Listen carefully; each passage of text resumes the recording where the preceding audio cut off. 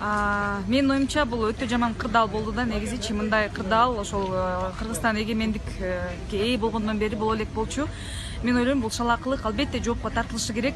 Бир гана мындай жөнөкөй кызматкерлер эмес, бул ушул энергетика тармагына жооптуу адамдар сөзсүз жоопко тартылышы керек.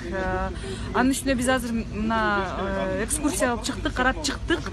Эмне себептен деген суроого дагы деле ала албай атабыз да. Суроону берсең эле ар кандай жооп болот.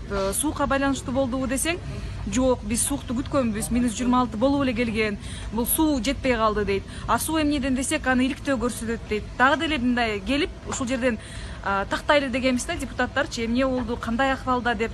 Анан дагы бир маанилүү суроо, бул жерде жана 386 миллион деген акча, бул эбегейсиз чоң акча да.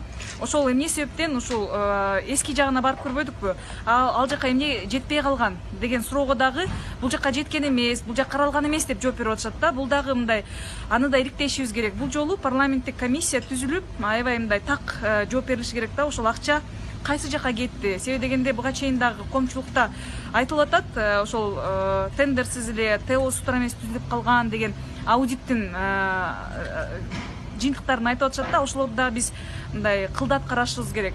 Себеби дегенде мен Айбек мырзага дагы бердим. Эмне себептен ошол эле Тажикстанда арзаныраак суммага десем, ал жердин жарымы эле курулган деп жооп берип атат да.